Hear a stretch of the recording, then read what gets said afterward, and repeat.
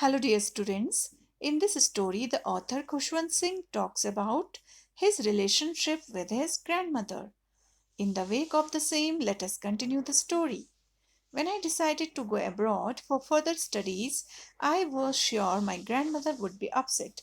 Here, the author tells us that when he decided to go abroad means foreign country, for further studies, means for higher studies, he was sure that his grandmother would be upset. Upset means extremely sad. Okay, I would be away for 5 years. He says that he was there for 5 years, means he had to be there for 5 years, and at her age one could never tell. Now, dear students, this expression means he was not sure whether he would be able to meet her again or not. But my grandmother could. But he says that he was able to see his grandmother after 5 years because she was a strong lady. She was not even sentimental. Further, he says that when she came to leave him at the railway station, uh, be- she didn't become sentimental. Sentimental means emotional. She came to leave me at the railway station but did not talk or show any emotion. Neither she talked nor she showed any emotion at the railway station. Her lips moved in prayer, her mind was lost in prayer. That day, as usual, she was reciting her prayers, and also her mind was lost in her prayers. Her fingers were busy telling the beads of her rosary. Generally, she used to, and we can say daily, she used to tell the beads of her rosary, means he used to count the beads which were on the string in order to chant the mantras, and that day she was doing same. Silently she kissed my forehead, and when I left, I cherished the moist imprint as perhaps the last sign of physical contact between us. Silently she kissed his forehead. Whose forehead?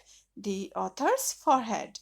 And when I left, means the author tells us that when he left for abroad, he cherished the moist imprint as perhaps the last sign. Now, here the author says that it was the last sign because he thought that perhaps after 5 years he won't be able to meet his grandmother again as he was so old, and he thought that that time she would not be alive. Okay, that's why he cherished, means he took, and he took that moist imprint in his heart forever as the memory. Okay, but that was not so. But the author tells us that it was not like that last sign of physical contact between them, because after 5 years I came back home and was met by her at the station. He tells us that when he came back after 5 years, he saw her at the railway station. She did not look a day older, and she was not looking old. She was as same as she was 5 years ago. She still had no time for words, and while she clasped me in her arms, I could hear her reciting her prayers. The author says that she still, like earlier, she still had no time for words, as earlier also she uh, said nothing, only she recited her prayer silently. So that day, while she clasped means she took the narrator into her arms, she was only reciting the prayers, and the author was able to listen to those prayers. Even on the first day of my arrival, her happiest moments were with her sparrows, whom she fed longer with frivolous rebukes. The narrator, Khushwant Singh, tells us that even on the first day of his arrival, when he arrived there after 5 years, her happiest moments, means his grandmother's happiest moments, were with her sparrows, whom she fed longer. Longer means as she was feeding them for a long time, and with frivolous rebukes. Frivolous means not serious.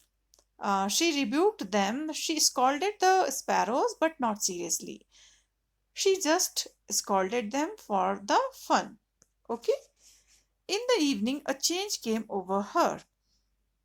The narrator tells us that that day when he came back from abroad, he saw a change over her means over his grandmother. She did not pray.